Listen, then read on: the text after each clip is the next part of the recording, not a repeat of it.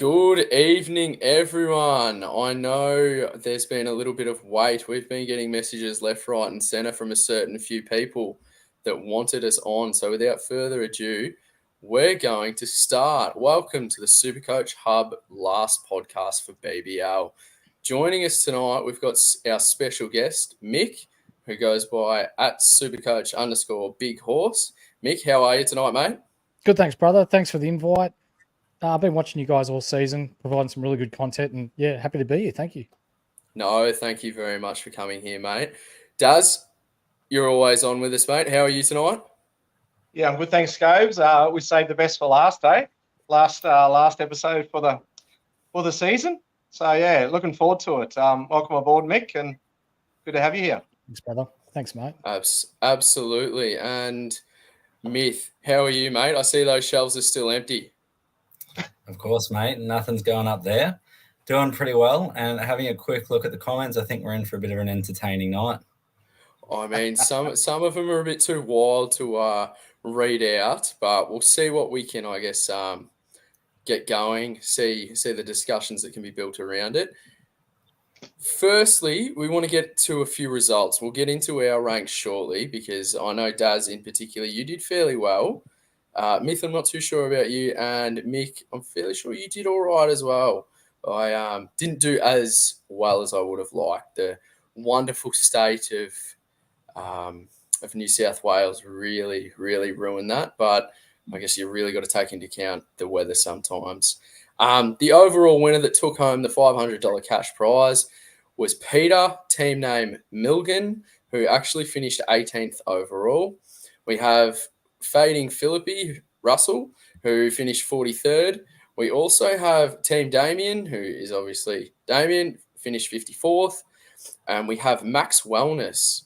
So that's John. You may have seen him around. He finished 88th. We had 4 in the top 100. We had 42 in the top 1,000. And the top score for the group last round, obviously it was rain affected, was 907 from Gilly Walks, which I personally really like that name. Now that we've covered that, how did we all end up? I know that the last round was obviously, there was a lot riding on that last Thunder game because I think a few people, including myself, actually chose Thunder players over decent single game week options. So, Mick, how'd you end up, mate? Not too bad. Last round was a bit of a shitter, though. I VC'd Sam's and he didn't do too much, so I ended up slapping the captaincy on Hardy, which wasn't too bad, but seeing what the weather was doing, I ended up trading in, what's his name? Lance Morris for Akil Hossain late to try and get some points. And he gave me sweet FA. So between him and Ty, I scored a grand total of 8 points between two players last round, and it cost me 2 of my 3 grand final matchups. So when we're talking about overall points for the round, it was 720, but could have been a lot better if those two had have actually turned up to the game and bowled properly. Absolutely. No, I can completely agree. I benched Lance Morris for Andrew Ty, so that didn't work out at all. What was your final rank, mate? 1,640. Yep. So not as good as some of the other lads, and in particular Daz. I think he's quite high up there. Congratulations, mate. But we'll go through later on exactly where we went right, where we went wrong, and in particular some learning outcomes for next year and how we can improve. Oh, absolutely. Well, Daz, do you want to take the floor, mate? How did you end up? It was lovely to see your I guess round by round updates of how well you were going. As I said, and I've said multiple times, everything or every player that you traded in seemed to just pop.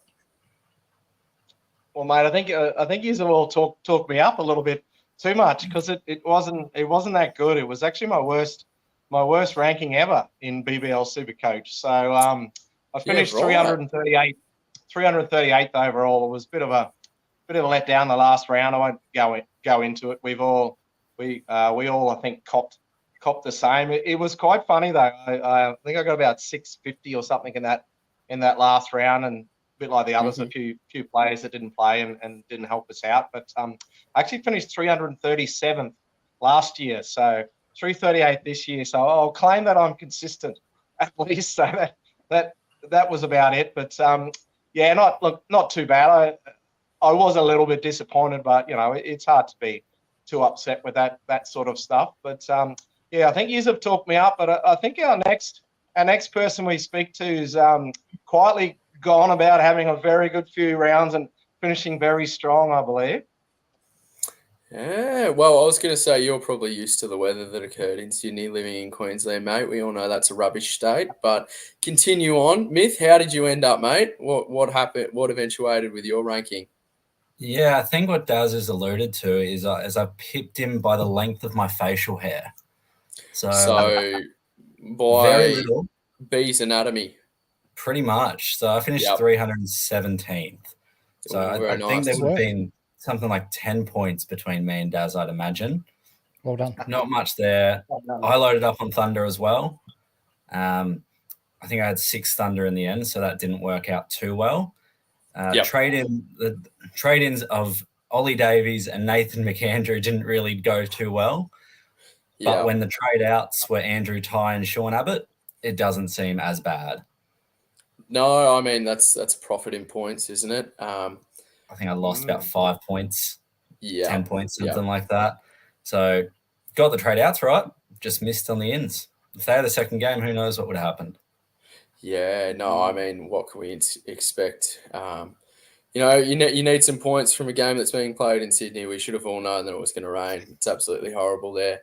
I myself finished 564th. I went against the advice of a very good mate that said don't trade out Overton, and I thought I'll go for the double game week players, but obviously that didn't work at all. That was an absolute disaster. But yeah, so it was a good learning curve, very good learning curve. But yeah, I think just got to come back to those single game week players that really have the role. They play for a good team. I should have highlighted that more. I guess that's a learning curve for next year, which, yeah, a bit disappointing, but obviously can't trust Sydney at all. We'll get to a few comments now, the ones that we can read, because there's a few that are a touch wild in there. Haven't seen any about Myth's shelves yet, which is a bit disappointing. We've got from John Smith. Now, that's got to be an alias. Myth is a real one without no cap. Absolutely, he is. He's got those luscious locks on show. The Surf 420, where's my boy Gun? What was that, sorry? He didn't get the memo. It was No. cat night, Myth.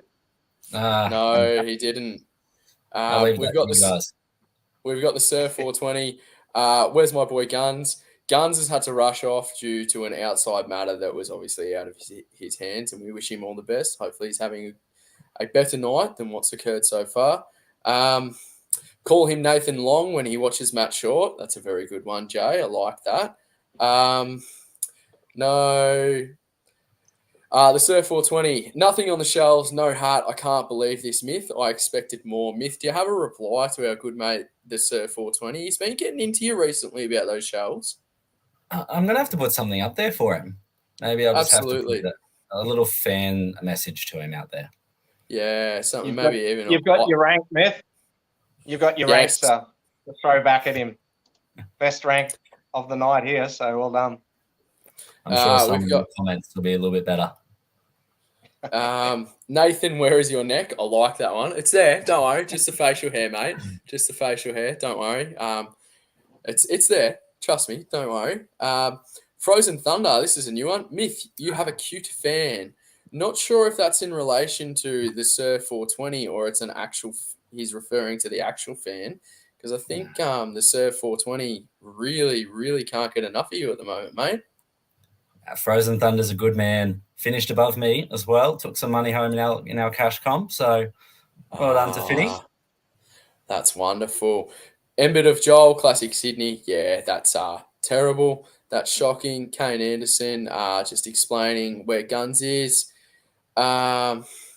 Take into the account of the weather. You obviously didn't, because you look redder than a lobster. Yeah, I'm actually a bit sunburnt, to be fair, but would have been nice. All their players could have done a little bit more if they were playing in another state. Who else do we have? Oh, we can't read that one. Can't read that one. Jesus Christ, we can't read a few of these. No. Jay says 338. Wow. So I assume you finished a lot higher than Jay. Can't read. Jeez, we can't read that. Embit of Joel. McAndrew C was an easy play. Shame about weather. Well, I mean, I think your rank speaks for itself if you're thinking that way. No, we can't read these. Oh, goodness. We'll kick along now. Maybe we might be able to read a few more coming up. We're going to get into one of the segments that I like the most. We're going to call it Guns of the Year. Mick, I'm not too sure if you know this one, but there's 4 little categories for it, mate. We have Gun of the Year, player we owned through the year that helped us the most. We have Dead Shit of the Year. So the player, I think it speaks for itself, but the player that was just absolutely useless and hurt us the most. Moral Victory of the Year. This one's dedicated to all our pommy friends that get on their high horse after losing when they're clearly just incapable of a victory. That's someone that looked good and scored poorly. We have Didn't Offer a Shot of the Year. Player we don't own that bowled us over this year. So someone that you may have traded in for maybe a couple of rounds, did nothing, traded out and just absolutely killed you. So we'll start off with Gun of the Year. Player that we own that helped us the most. Who was that for you, mate? I'd just like to request permission to join the Matt Short fan club, please, because this guy's phenomenal. Absolutely granted. I mean, an average of 103 for the year. That's just, I mean, that's 2 of any other just general player, isn't it? It's going to be an interesting discussion for next year about whether you start him or not. But anyone with half a brain knows that that's an absolute lock. So, yeah, it's fairly simple in my eyes. Daz, what about you, mate? Who was your gun of the year? Mate, I'm a little bit disappointed. We're 11 minutes into the pod and Matt Short only just got brought up and it wasn't by you. So what's going on there? I mean, I think the love's rubbing off on other people, mate. Righto. I'm not sure you're still the number 1 fan, but anyway. Very harsh. We'll throw that. I looked at, obviously Matty's the number 1. I think Maxi's the same, but they're really highly owned. So, whether you go them, I was impressed by the 2 Pommy boys, to be honest. So take your pick between Tall Paul or Jamie. I might go Tall Paul because he's on a better team in the Heat, and he does an awesome little celebration in the airplane once he gets wickets. So I'll go big Paulie Walder, Tall Paul, who's I think he really exceeded expectations and became a bit of a gun. Oh, he was fantastic. If his celebrations were worth SuperCoach points, that aeroplane was easily worth another 60 on top of whatever his performance was, because he was fantastic, wasn't he? Myth, who's your gun of the year, mate? Oh, looking at that category, the player that helped me the most, scored the 5th most points of the year, more than Tall Paul, Xavier Bartlett.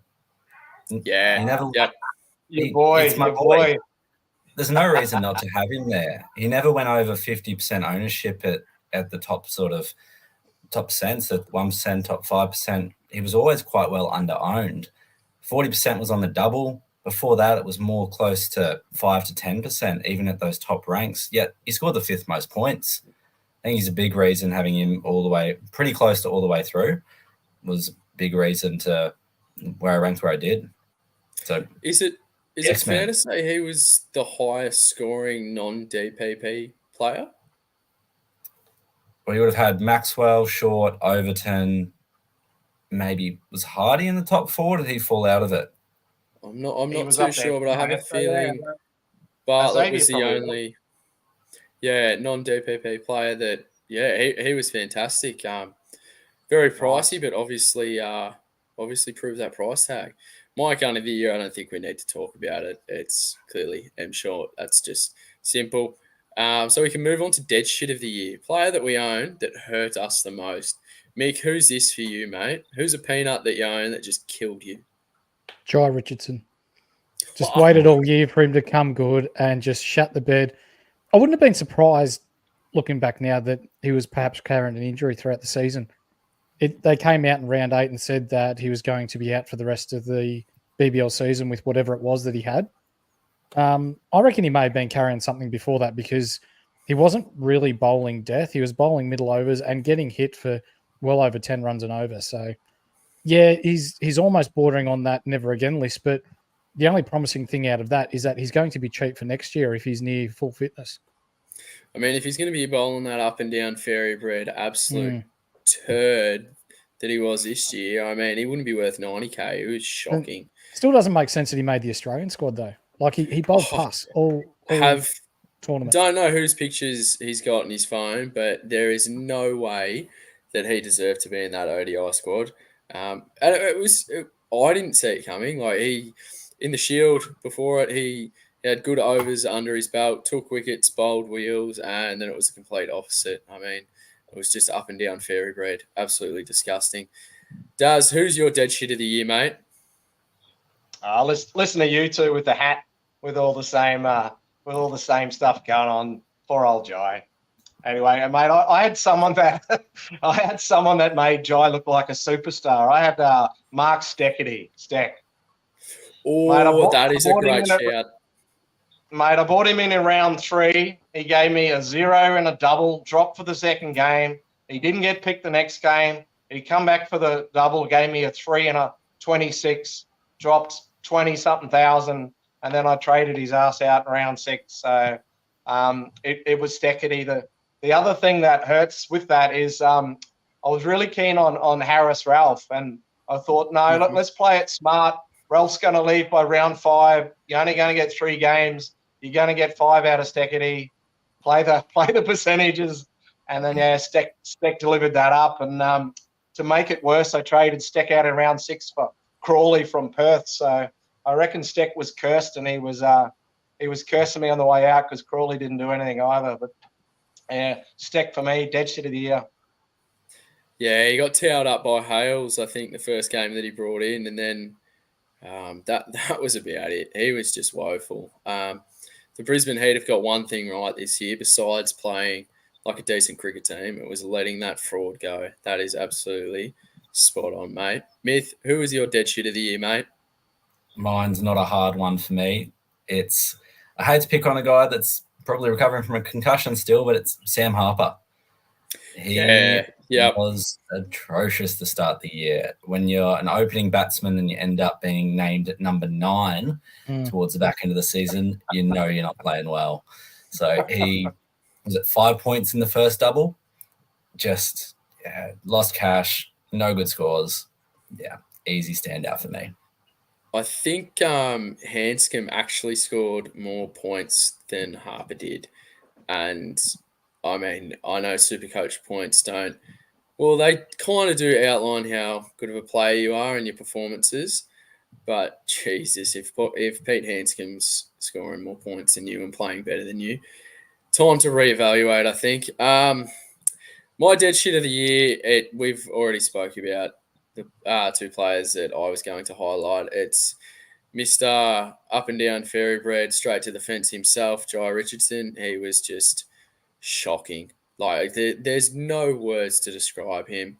The only, as Mick pointed out, the only positive about him is that he'll probably be, I don't even know, maybe sub 140 next year. So hopefully he doesn't have an injury, or, it might be the opposite. He might be injured and he comes in on fire. That's how it seems to work. And Mark Steckety, once Hales got a hold of him, I think his confidence was a bit shot there, and that was it. So I traded him in on the double as well. I think he got a 0 in the first game, dropped again, and then that was it.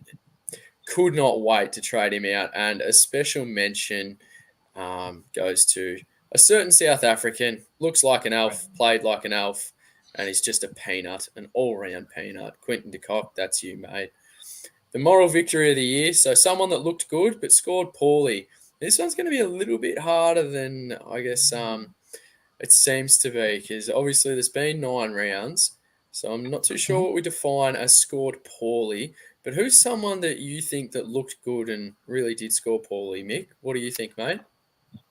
Yeah, there's one that sticks out, and that's Josh Phillippe from the Sixers.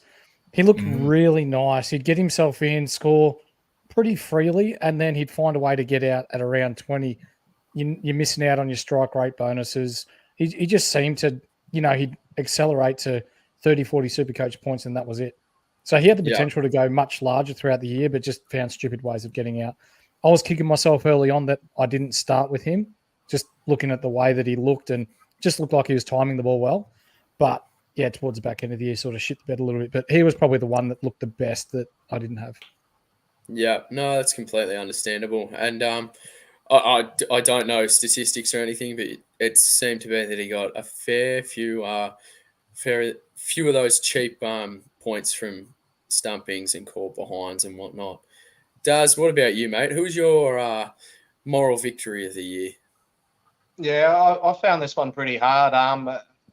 I sort of the same as what Mick said. I was looking more at the keepers because it really wasn't a good position this year. And Philippi did look all right. And yeah, he just some stupid shots to get himself out. He started building innings and just would find ways to get himself out. Saved himself a couple of times by the strike rate bonus, but outside of that, he really didn't deliver when he should have. So.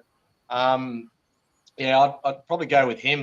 Like I said, I found it pretty hard this year to actually find someone that I thought looked good that didn't really score well, because it really was, your haves and your has-beens. There was a lot of big scores and then a lot of low scores this year. So yeah, I'll tag on Philippi. Yeah, no, completely understood, mate. Completely understood.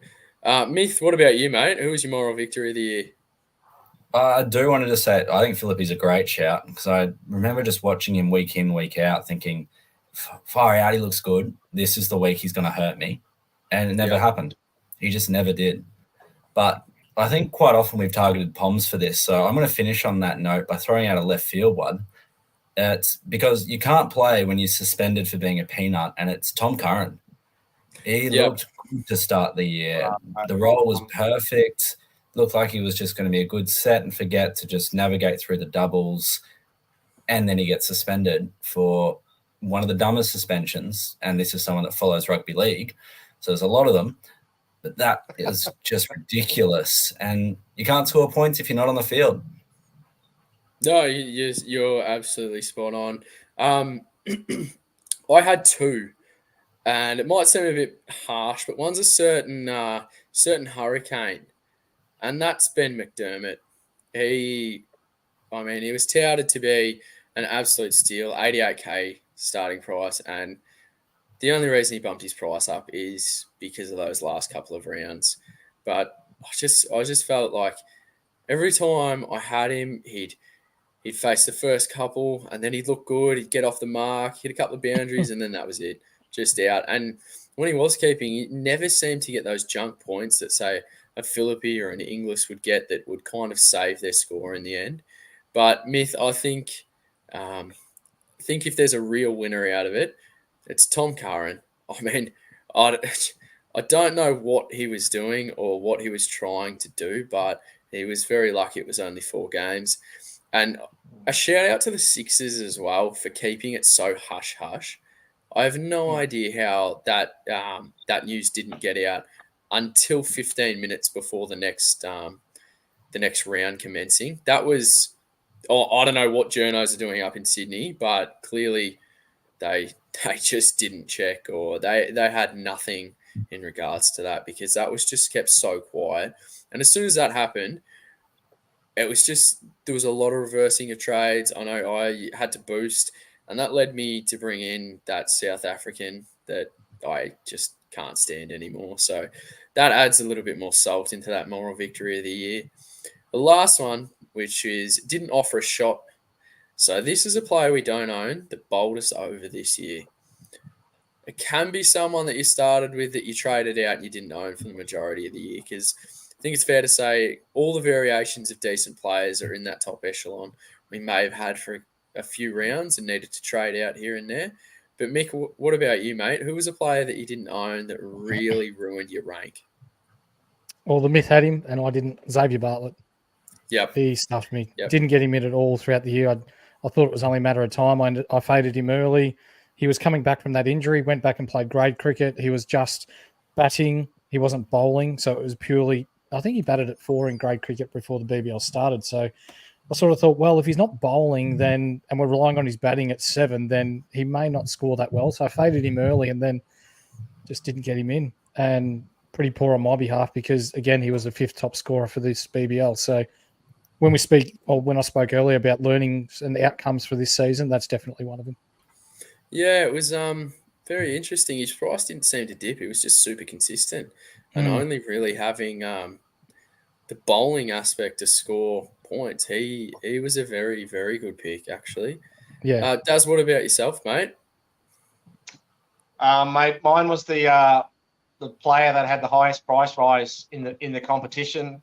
Ended up being people's looper, someone that I didn't get in. I didn't want an NPR to start the season, and ended up turning to be the cheapie of the year and the best player in the entire team. It's your man, the Chad, big Dick Nick, and all those other names he's got. But he was awesome. Like, he just turned into a fantastic player. On reflection, he was carving up before he got a shot. But no, I just didn't end up getting him in.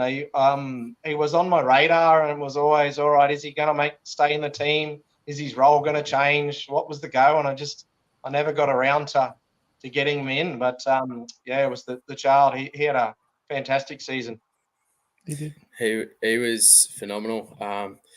The flicking of the wrists, the sound the ball made coming off the bat, and the little tweakers he bowled as well, they were wonderful. He just had every facet of the game at his disposal. And starting so low, it was... Yeah, it's a wonderful story. Great story how he got in. Like, likable guy. Even someone I didn't own and was scoring well. I found it hard not to like him with his celebrations and working in a Mexican restaurant and what was the other one? What was the other one? Was it a delivery driver or something? So yeah, no, good on him. I think I don't know if teams have certain MVPs of the year, but he'd definitely be in contention for the Hurricanes, if not take that one out, because I don't think there'd be. We've just lost Smith. That's unfortunate. I'm sure he'll be back soon. My dead shit of the year player that we don't own that bowled us over. Didn't offer a shot of the year. My apologies. It's definitely Bartlett. I manoeuvred a lot of pieces to see if I could work him in, and then a certain few loops went all right. And then I thought, I don't need to do that. I can bank a little bit of cash. I'm sure I'll be fine. And there was a couple of games where he looked good at the start, opening the innings with the ball, but didn't really get as many wickets. And I was very happy about that. And then those death overs, they were shocking because he just does what he does and just took poles. It was fantastic. Going to read a few comments now, the ones that we can. We've got from Frozen Thunder, question for Big Horse. Is there any truth to your name? Oh, shit. Yeah, righto. It was a nickname that I got playing some sport back in the day. And I guess the horse part comes from that, but the Big Horse, it's just from playing 2K. And my PSN is Big Horse now, but it was just horse, and I played center. So horse was from sport, but Big Horse is because I played center and just put those two together. Yep, understandable. I like that. Oh, Myth's back. Who was the player that you didn't own all year that bowled you over, just quickly? Yeah, sorry about that, boys. Bit of a storm here at the moment. Just had to switch to hotspotting for the moment. But my guy that bowled me over this year was the man with the best hairstyle in the BBL, and that's Chris Lynn. He average was at 67, went big on the doubles, and when I loaded up on his bowlers, he sent them to the rope. Yeah, no, I completely agree. He was fantastic. Turned back the clock and just started launching them. I didn't expect Lynn to fire as well as he did. We were just reading some questions from Frozen Thunder. He says, "Love you, Myth." So again, I think Myth's the most liked bloke on here at the moment. From John Smith, gun of the year. From John Smith, nice little alias. Gun of the year, Nathan Coulter. Now, this bloke Nathan Colton, oh my goodness. I'm fairly sure this fella had Jason Berendorf in his side before the lockout. Berendorf went on to score, I think it was around 100, could have been even 120. Really would have started the first round on fire, and he's changed into Nathan Colton for the double. And he's bowled tripe and done his calf, and he was warned so many times that this bloke's made a class, but I guess you throw enough darts, you'll hit one eventually. What the Sir 420, Nathan? What beard oil do you use? I don't, mate. It's just pure natural, absolute god-like looking facial hair. Thank you very much. Love the gingerness. Ginger. Oh, your contrast must be wrong because there's nothing we like about gingers. Jay, Richo was great. Oh, don't know what BBL season you were watching. Richo lost 112k for the season. 112k. So does that mean that he's what at? He's at 137. Jesus, Absolute that is here, boys. terrible. Yeah, terrible. We've also got Frozen Thunder. Yes, Steckity is useless. Absolutely. Yeah. The Sir 420. Steck is useless like the Melbourne BBL teams. Absolutely. Absolutely. Well, who else do we have? What else? Frozen Thunder. This is a very good question. What about Gronk of the Year? Tom Curran or David Warner? Now, I know some people really like Warner and some people can't stand him. But what do we think? Who's the Gronk of the Year? And it can be used in any context you want. What are your thoughts, Mick? Oh, it's Warner, 100%. Yep. Yeah. Who flies in on a chopper from his brother's wedding? If I'm at my brother's wedding, I'm getting shit-faced, and I'm not worried about cricket. It happens once in a lifetime. Cricket can take a back seat. I ended up fading him. I didn't bring him in, and it ended up working out all right. So next time, Davey, maybe put family before cricket. Yeah, went at a run of ball 39, so I know the pitch was fairly disgusting, but yeah, interesting. Myth, what are you thinking, mate? Who was the Gronk of the Year, Tom Curran or David Warner? I'm not going to miss the opportunity to put shit on a palm. It's Tom Curran. That yeah, footage, perfect. That footage, it's just disgusting. I can't even think what was going through his head. And it's not as if he's a big fella either. He's a little bit of a pipsqueak, short, blonde hair, so slidey bowler. So I don't think you'd have to do a fair bit to be scared of him. Daz, what do you reckon? Warner or Tom Curran? Gronk of the Year, mate. Mate, it's 1,000% Tommy Curran. Like, I think the Warner bias is coming in with the others there. Like, mate, I don't have a problem him coming in a chopper. Good on him, and he's picked the game. Well done, and everyone likes just to find something to pick on with Davey. I think he probably deserves some of it. But mate, Tom Curran by the length of Flemington, like what he did was seriously like as you alluded to earlier, he was so lucky he only got 4 weeks. Like absolute flog, mate. Total flog. In fact, he was in my team, made it worse. But even so, yeah, no. Tommy Curran, yep. Sink the boot. Whose hand are you shaking first, Scobes? Honestly, if Curran wasn't a POM, it'd probably be Warner. But just like fair enough if you're built like a brick outhouse and you want to intimidate an umpire, I'll try to. But if you're this scrawny little blonde-headed fella that looks like you're out of some nursery rhyme, then no, like just pipe down, just wait, like come on. And sure, it can't. You can't think that that's okay. I mean, how many games of T20 cricket has he played? It's heaps. He would know that what he's exactly trying to do. But that was a fantastic question. He does have a little bit of angry. He does have a little bit of angry Ellen DeGeneres about him, doesn't he? He does, yeah. No, spot on. Completely. Can you imagine? Can you imagine if the umpire did a Andrew Simons on him and actually dropped the shoulder and just put him on his arm? Oh. That would have been goal. Would have been so good. It would have been wonderful to see a POM get dropped like that. Absolutely wonderful. Global, thanks heaps for all the banner and insights this year, lads. No worries, mate. Thank you for all the questions and contributions. Can't read out this certain someone, but I dare say that it's another alias as well. Ivor Biggin. I think he's a certain South Australian tram conductor that sits on his behind and does nothing all day. So I think that might be a certain someone. The Surf 420. Myth is the most eligible bachelor for sure. I can see a certain someone proposing to recruit him into an Essendon scheme, doping scheme. So, Myth, are you an eligible bachelor?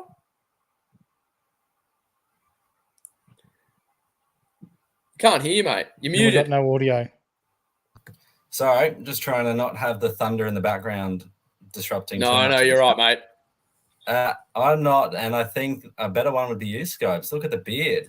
The ladies would I flock. know. It's it might make up for the lack of the Surf 420's facial hair, actually. So we can go halves in that. What else can we read? No, goodness. Isn't Curran 5'8" like you, Nath? No, I think that's actually a certain John Smith. He actually struggles to see the windscreen when driving, so he's a little bit short. And I think he'd actually be taller than Ivor Biggin, actually. Fairly sure he's a short fella as well. But another one, this is actually a very good question from Embed of Joel. If Stoinis moves to another team in the off-season, does he become an option next season? If he opens the batting. So even if he's at 5 at another team, does he become an option? What did he do at the Stars at 5? Well, it'll depend. Like if his role changes and he starts bowling more than he's 1 or 2, bowls 4, then he is an option. If he's batting 5 and bowling regularly, then quite possibly. We've seen a lot of players that Darcy most recently, he came over and actually went okay early on, played it a bit, but change of scenery. I mean, if he opens and he's bowling for sure, he's totally in. But if he's at 5 and he's going to get at least 2, 3 or 4 overs at his price, I think he's an option for sure. Well, it worked with Chris Lynn, didn't agree. it? Yeah, Changed absolutely. Went nuts. Yep. Exactly. What's your thoughts, Keith? Well, the thing that's in common with these players is they're batting on the Adelaide Oval deck. So if he's going to Adelaide, definitely quite interested because Darcy Short, Chris Lynn, both have reversed their form there. But I think Daz nailed it, to be honest. What's his role going to be? If he's batting 5 and they're running 5 specialist bowlers, whatever club it may be, no. If he's batting 5 and looks likely to get some overs, then I'll take a look. Probably not one to be locked into my side, but he's worth considering. He's still shown what he can do in a couple of games towards the back end this year. I've noticed that the Stars are trying to lock him up, obviously, but he would be their last signing in that little period there. So I read that it would be a multi-million-dollar deal. So that's interesting. I don't know if he'd be worth that much based on what he's done, but wouldn't be surprised to see him go back home to Perth. They seem to just, I guess, get the best out of players, except for, I guess, Crawley and Leith. But yeah. Also, we've got one more, and we'll move on after this. Embed of Joel has just stated Chowdhury's a free agent as well. Get him to the Sixers. Nah. What do we think about that? I mean, he's staying there. I think he would stay there, but if someone offered him the right amount of coin, I reckon he'd be going. Yeah, it's just he did everything well. So if a team needs someone like that, I also read that the Renegades are interested in him as well, after obviously Majib's issues. So yeah, and also he'd be on the SCG deck, so that'd help as well. What are our thoughts? Is that a possibility to happen, or is that just complete rubbish? After the way Punter's been talking about him on the commentary, I would be surprised if they don't lock him down. Yeah. He was raving at him. Supercoach wise as well, lads, down at Bloodstone Arena, he scored Supercoach wise 80, 67, 57, and 10 early on in the year. So he does play well down there as well. Yeah. No, that's one thing. I guess certain players do pop at certain certain venues. I know Rooster, Joseph Fraser McGurk, he was fantastic at Marvel. So yeah, but we'll move on. We'll move on and move on to something else. What was something that we absolutely got right in the last round? Something that you can hang your hat on. You say, "Yep, I absolutely nailed that." Mick, what are you thinking, mate? Was it your captaincy? Was it a trade? What was it? Yeah, not slapping the straight C on Sam's, I reckon, because a lot of people did that. But Yep. as we saw, weather played a big part, as it did for the duration of the BBL 13. But yeah, probably slapping the C on Hardy. That was probably the big win for me in the last round. Yeah, wonderful, mate. Wonderful. Myth, what about you, mate? I think I nailed my flexibility in the last round, to be honest. I had the six Thunder guys wasn't a good decision, but I ended up with the rest of the spots on field. I played Matt Short and Aaron Hardy straight, looped on Overton, had the option, if he failed, to loop Chowdhury into Abbott or Ty, but because Overton did well, I looped Maxwell into Abbott or Ty, so I took Max's score. And then wicketkeeper, I had McDermott there as the emergency. So I was able to just rearrange my trade outs throughout the round to end up having, I think, Burden on one line, Walter on one line, and DeCock, your man Scobes, on one line to make sure I got all of those good emergency scores. So I think my lowest score outside of the Thunder guys was maybe McDermott's 75. So those spots on field got That's nailed. wonderful. That's wonderful. Yep, absolutely wonderful. What about yourself, Daz? What's something that you just absolutely nailed? I don't think I really nailed anything in that last round, to be honest. But I did actually have a Thunder player on the bench with the emergency on them, so was able to sort of have a look at them, a batter, and see if I wanted to play them. So that ended up being a right call in the end, and I let them sit on that bench and stay on that bench. Yeah, no, very smart. I dare say mine, I was, and obviously it didn't matter because the rest of the team was absolute tripe, but Chuck also, same as you, Mick, putting the VC on Sam's instead of the straight C. I was very tempted just to straight Sam because I didn't know how my loops would eventuate, but one thing that I've learned is, I guess, if you can loop, always loop. It helps you out so much, and I guess it gives you that second chance and also gives you time as well to reassess things. And I think the more time, the more data you've got, the better off you'll be. Moving on, something we just absolutely mucked up the last round, like something that it couldn't get much worse. Mine was I benched Hardy because I looped him and Maxwell. And I thought, perfect. Maxi's going to be the captain here. Easy, put him on, wonderful. And then was looping Hardy, and that obviously, was shocking. Absolutely shocking. What about you, Mick? Something that just went horribly wrong. So in round 8, I sat Ty without a loop, and he scored 140. And I'll have to go back through my team, but it cost me a lot. And then I played him. So I played him in round 7 and round 9, and I think he scored 15 points between the two rounds. That's unlucky. Absolutely unlucky. No, I always thought he'd done pretty well at Optus, so I just always thought he was an on-field option there. But obviously last round that went up in smoke that was a road real quick. Yeah, that was horrible. What about you, Myth? What's something that just went wrong? It doesn't seem like much actually did go wrong for you, mate. 6 Thunder, mate. So I think that's the part that went wrong. And I went for a bit of a Hail Mary. I was chasing in my cash comp. So I went Davies over Hales, 50 points there. It wasn't a good pick, but I needed something a little bit different. It wasn't a good pick, so no one else was going to go him. So I figured maybe this is the game he pops. Wasn't to be. And then, the rain. Who knows what would have happened in that second game. But the year finished on what was the biggest problem throughout the entire season. Yeah, I mean, there's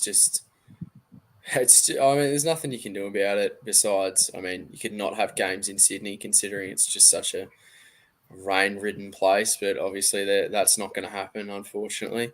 Daz, what about you, mate? What was something that just you absolutely stooched yourself with in that last round? Sort of similar to the other guys. I think listening to what I'd heard was potentially going to happen. I think I read too much into it and stuff like that. But Hales was always the target, and there was the whispers that he may not be playing the second game or he might leave early. So I got a little bit cold on him, and I ended up thinking, all right, well, if I bring Bancroft in, that'll help with my wicketies. I've got a heap of different wicketies. I can do that. So I bought Bancroft in. He was the guy I actually put on the bench and put the emergency on, but I put him in the bench as a batter, which meant I had to put McDermott as an emergency in a wicket keeper. And then I thought, okay, well, we'll do that because word was that Whiteman might get dropped and Marcus Harris was going to be in. So then that didn't end up missing out on McDermott. I ended up having to decide between Whiteman and Cooper Connolly, and I went Whiteman. So yeah, I missed McDermott. I missed Hales. I went Whiteman, and Cooper went Wells. So yeah, it was a bit of a sliding doors moment on that one for me. Yeah, no, I completely understand, mate.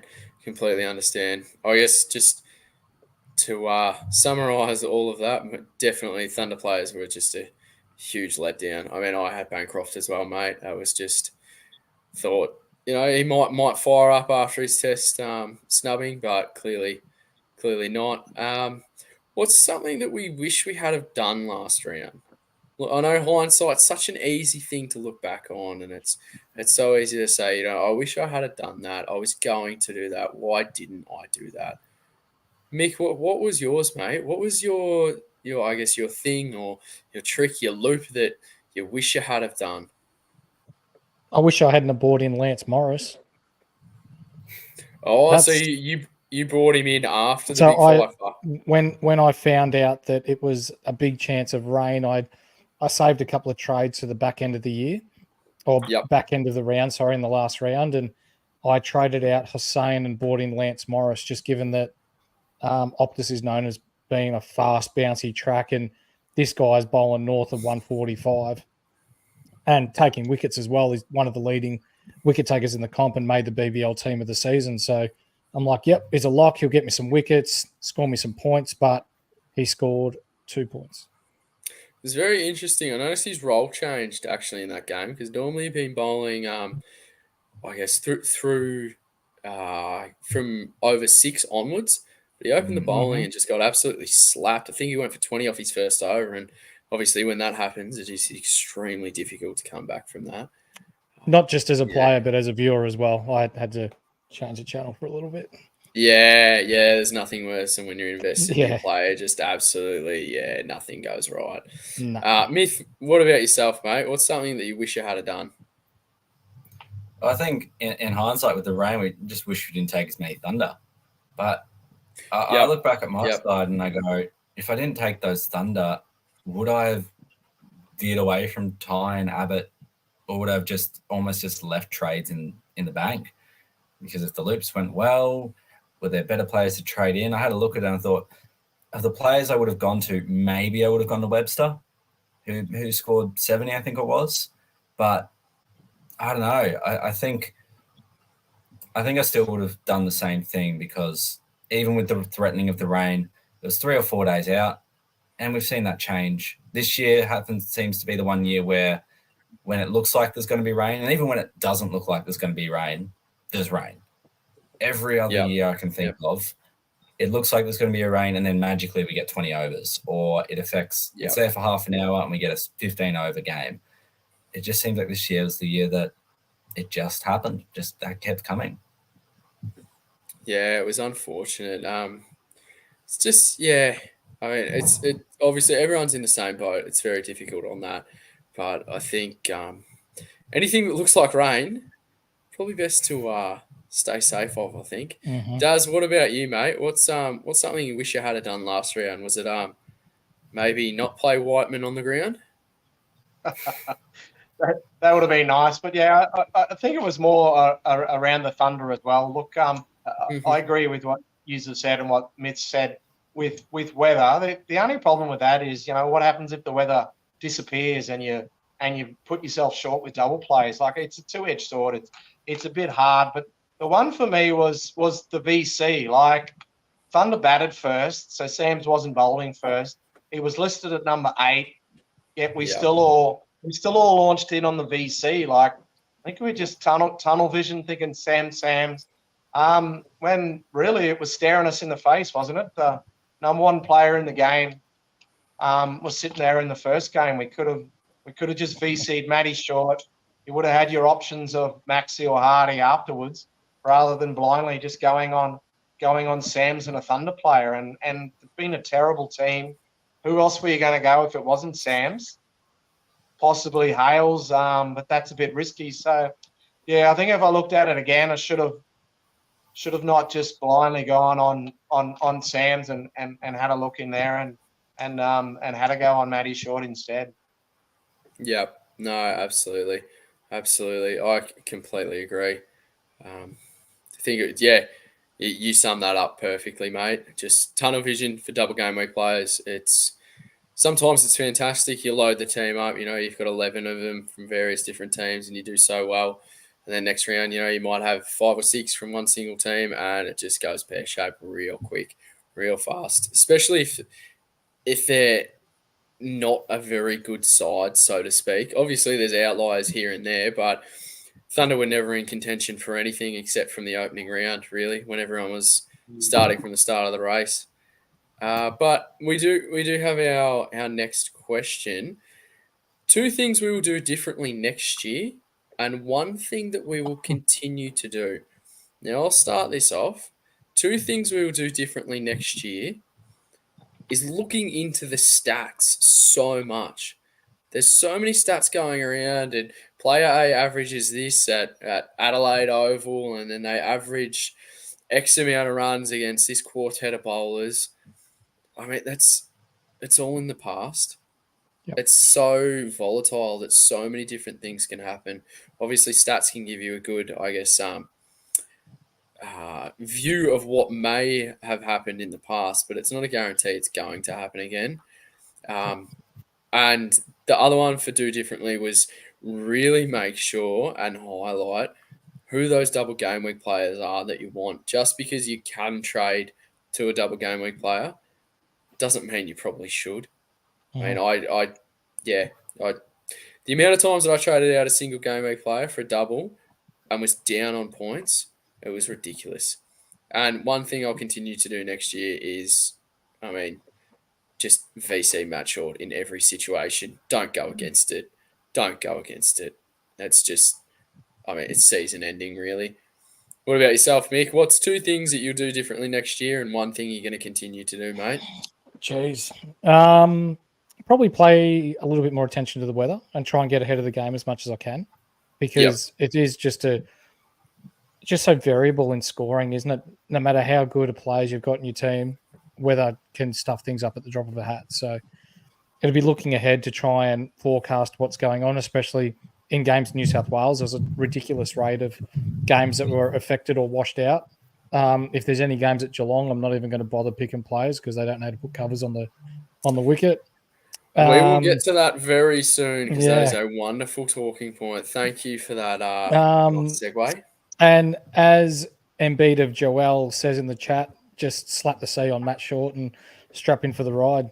104 average. Let's, if you're scoring 100, what's that, 208 around? Geez, it's better than Sam scoring your 28 or whatever it is. But as Darren said before, with Sam's and people going the straight C in the last round, people probably got pigeonholed because he scored, what was it, Daz? Almost 500 in round 4, I think it was.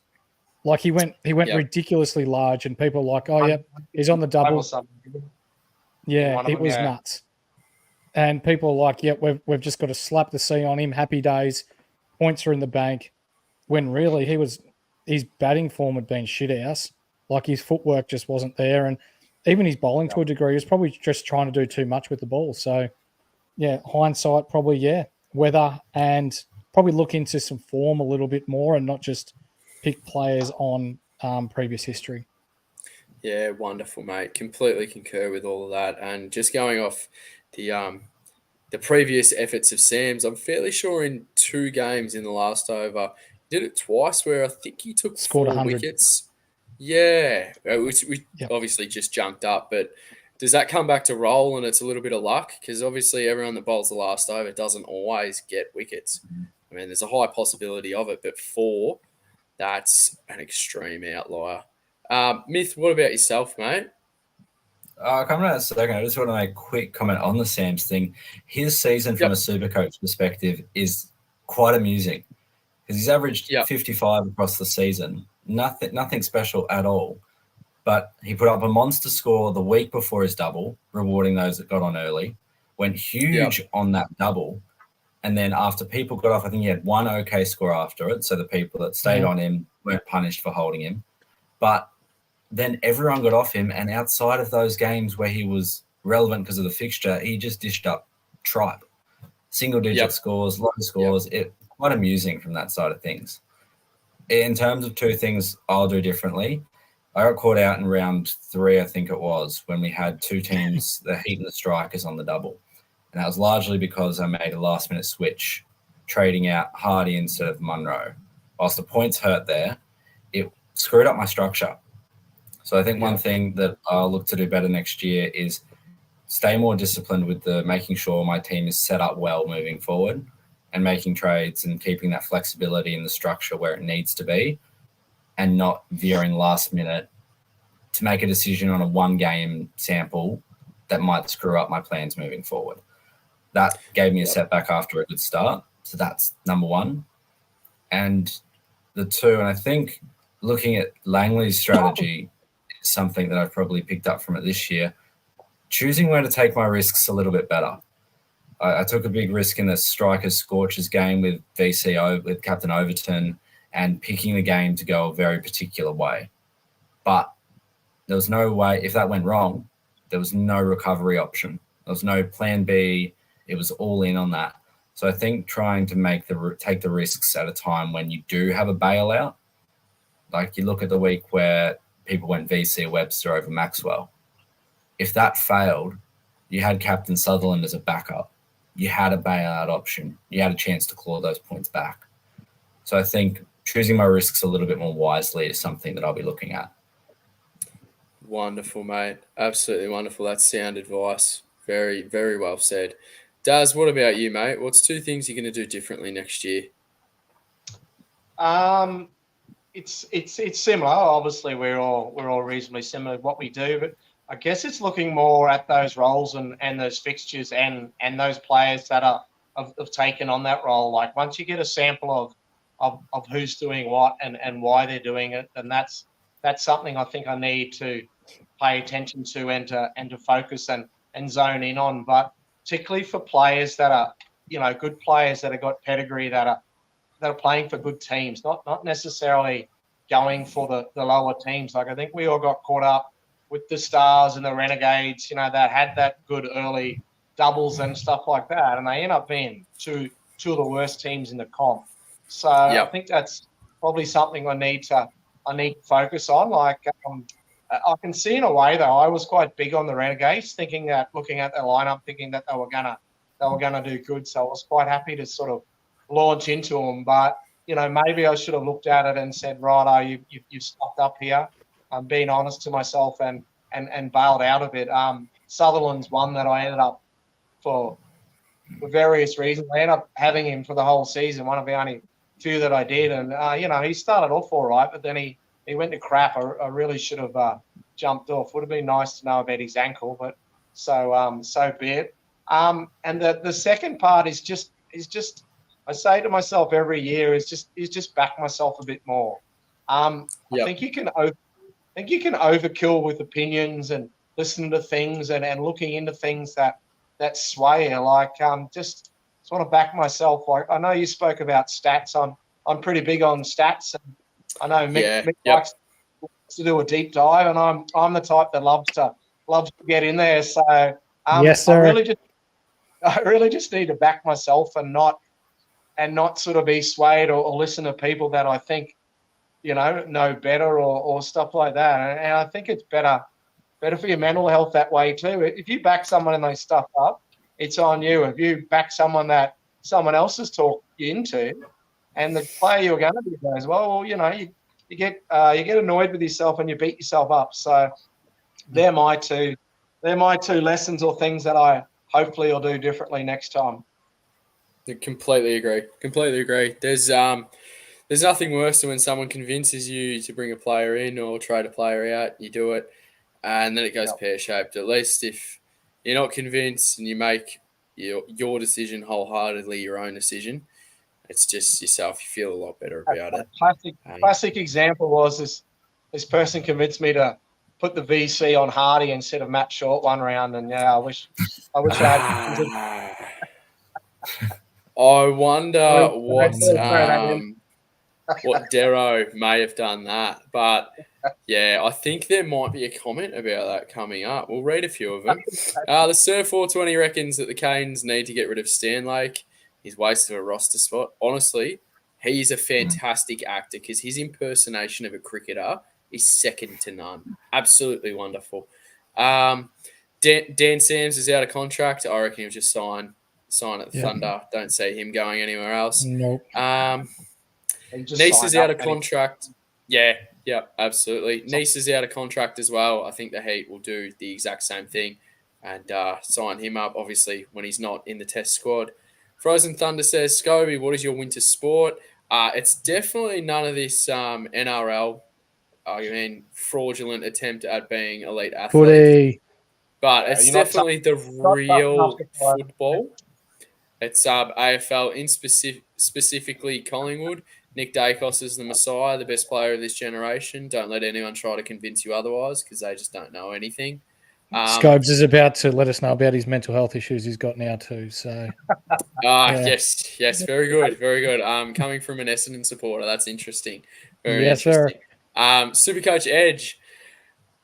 This is, if anyone doesn't know, a fantastic coach. Damo, one of the best videographers you will ever see, has worked with multiple BBL clubs.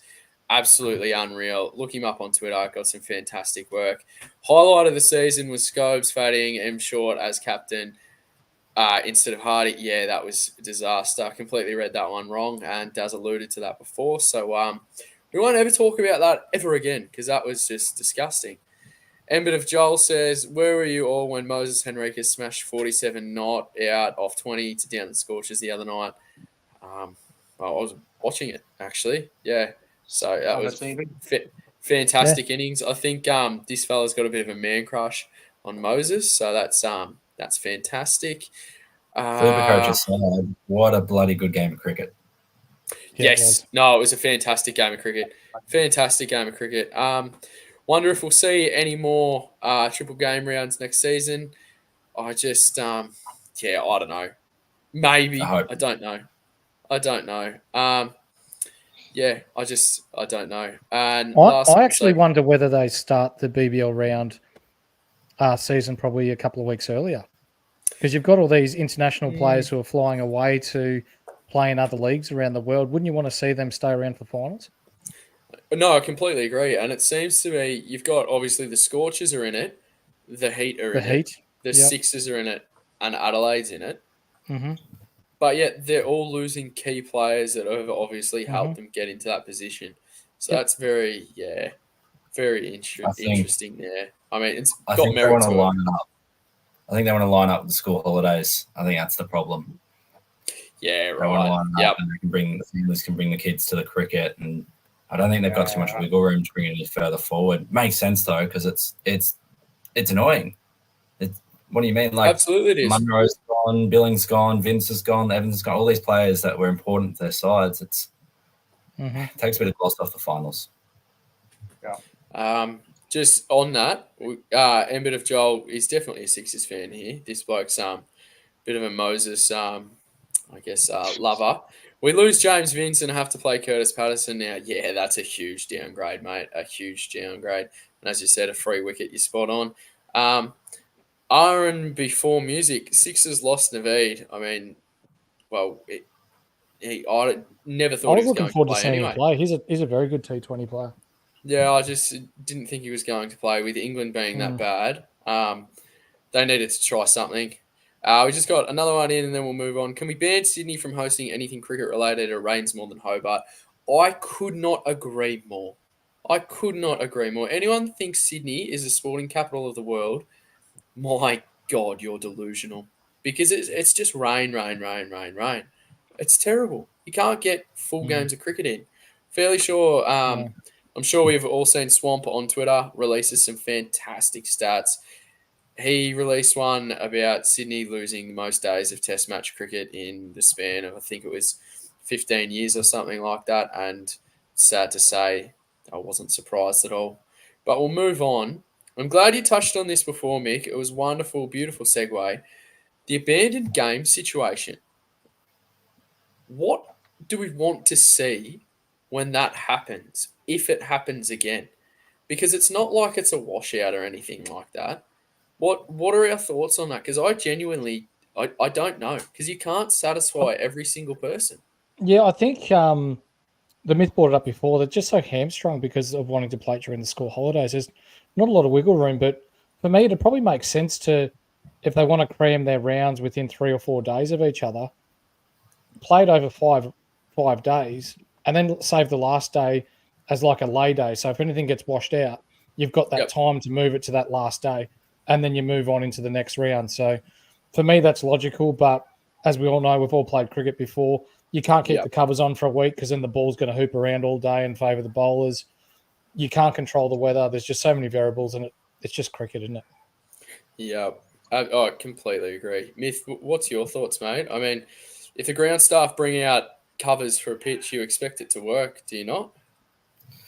Yeah, look, that was a bit disappointing, wasn't it? I think from a cricket perspective, it'd be nice if maybe they scheduled a bit of a break towards maybe the back end of the season, somewhere when maybe there's only 5 or 6, maybe 10 games to go afterwards, maybe a 4 or 5 day period along with the test where you're going, okay, we want to focus direct attention to maybe the first test of the new year. We're going to leave that period clear, but if we need to reschedule some big bash matches, we do it. And from a SuperCoach perspective, I think you just got to copy medicine. I wouldn't be opposed to maybe if a game gets abandoned and say less than 12 overs bowled or 20 overs bowled or something like that, 20 overs, 10 overs aside or something like that, that we see prices don't change. That's probably would be the thing I'd like to see, but it's a tricky thing. I don't think you can please everyone. No, I do not think you can. I don't think there's any solution that actually makes everyone happy. Daz, what's your input, mate? What's your thoughts regarding that?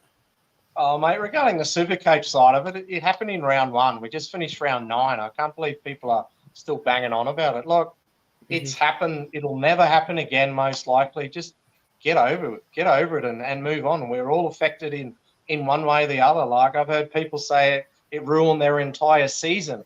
I know people that were ranked 40,000 that ended up in the top after round 1 that ended up in the top 100. You just got to move on. I think from the actual cricket side of things, though, logistically, how do they change matches? I mean, with venues, fans, TV rights, all that stuff, it's a logistic nightmare. But as far as the SuperCoach side of it goes, look, it's a shame it happened, but it is what it is. I've got 5 or 6 players for the Thunder say it wasn't raining.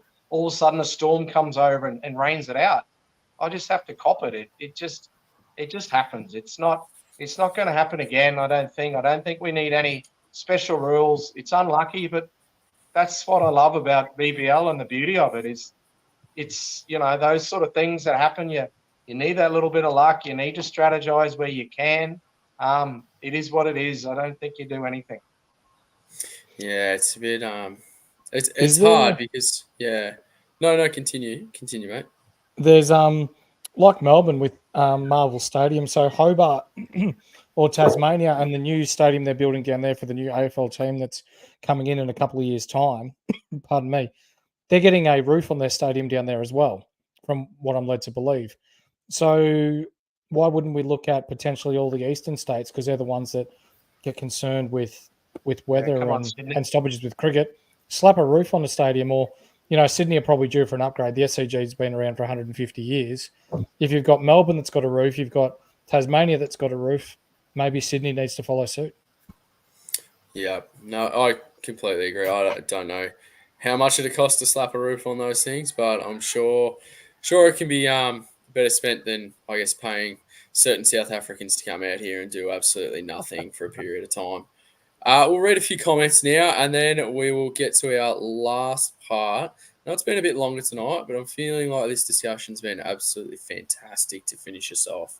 Emmett of Joel, Jay Richards, excuse me, Jay Richo was going to take Pfeiffer on that GMHBA deck. No wonder I stuttered so many times, because that's absolute rubbish. Joel Richards is not taking wickets in Milo cricket, mate. Come on, switch on.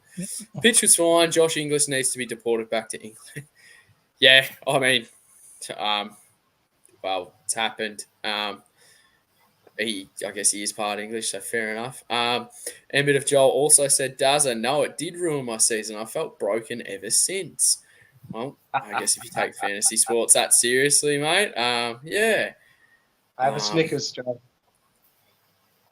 Yep, no wonder. No, yeah, absolutely. The Sir says they are, but you can't host international test cricket if the stadium has a roof per ICC regulations. It's 2024. That'll change. Yeah, well, I think we all understand that the ICC is run by the Indian board now, so whatever they say goes. So that's a fair assumption to make. Yeah, and yeah, sorry about the stuttering. The Surf 420, that was horrible. I just couldn't stomach the fact that Richo was actually going to take wickets, mate. Sorry about that one. Last one before we wrap up. Next year, starting our high-priced premiums. Just two of them.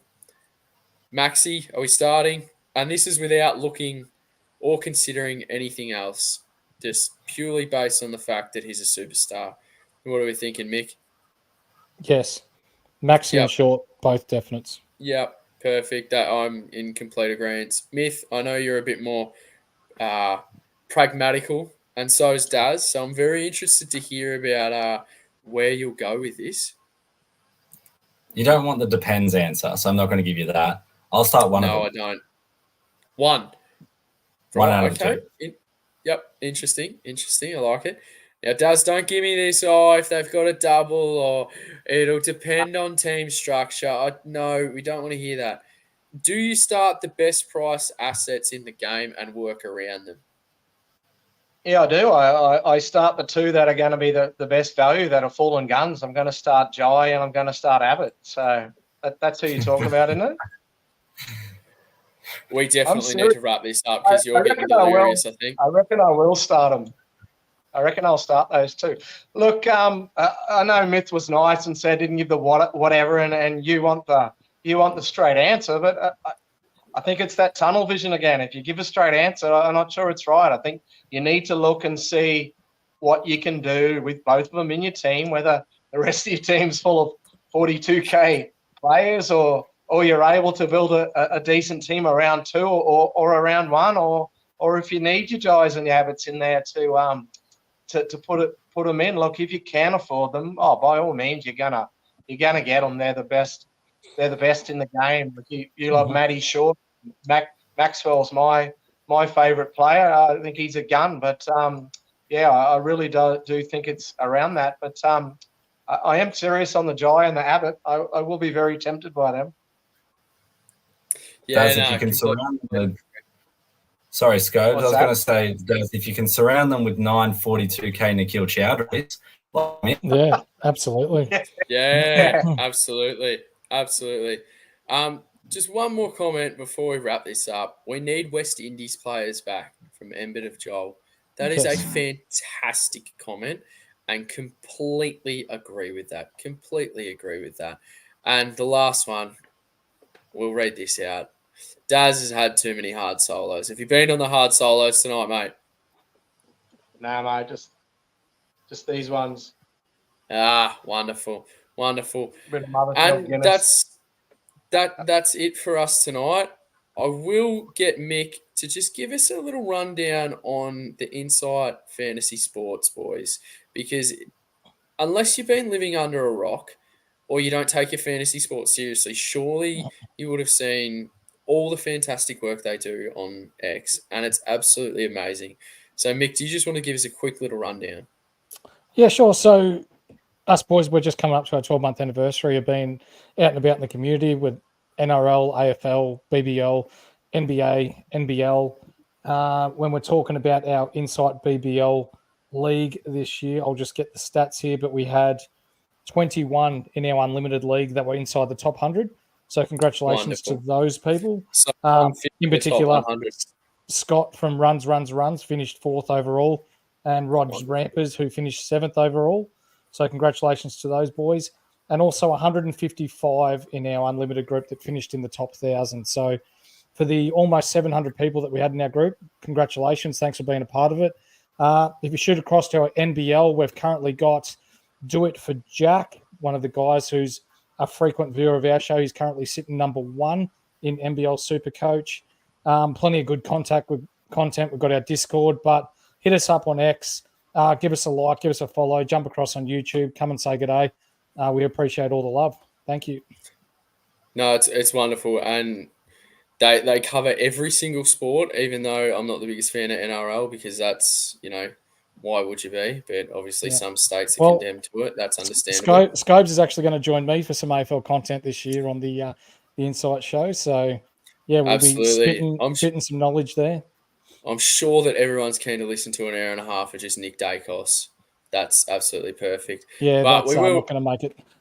Well, I'm sure we can slip it in somehow. But yeah, like and subscribe. We're available on YouTube, Spotify, SuperCoach Hub for BBL. It's been fantastic this year. I've really enjoyed doing this. I'm sure Myth has. I'm sure Daz has, and all our special guests. They've been absolutely fantastic, absolutely amazing. Just thank you so much for always being available, gentlemen, and always coming on here. If you haven't joined the SuperCoach Hub on Discord, get on there. It's literally SuperCoach 24/7. It's fantasy sports. There's so much content, and just get on and have a conversation. Like, I'm sure everyone that's been on, and including our guests, I know Myth doesn't have X, but jump onto Twitter, converse, share your rationales, share your ideas. It's always good to hear someone else's insights, unless you're a Carlton supporter, because we know that they mean nothing. But Mick, where can the listeners find you, mate? Where can they find you on X? Yep. So as my handle says here, SC_Big Horse, you'll find me, or at Insight Fantasy Sports. Wonderful, mate. Myth, where can anybody find you, mate? Especially if someone wants to, continue criticising you about the emptiness of those shelves. Yeah, I was thinking about that. You know what? I'll put up my top 1,000 bottles up there. Maybe I'll just stack them in a row. Yes, looks like a good spot for the coaches awards, mate. Just line them up. Where you'll find me, look, I'll just be in the Discord. I'll just be rummaging around there, chatting about SuperCoach, preparing for the NRL season. Probably be back on here for some of the chats about that coming up soon. Absolutely. Daz, where can they find you, mate? Yeah, mate, I hang around the Discords as well. You can find me on Twitter at Lugs Peers. I'm always up for a chat, and can't wait to start the superior season of the sport that is NRL in a couple of months. Oh, that's contentious, but yes, the SuperCoach Hub will definitely be having an NRL show.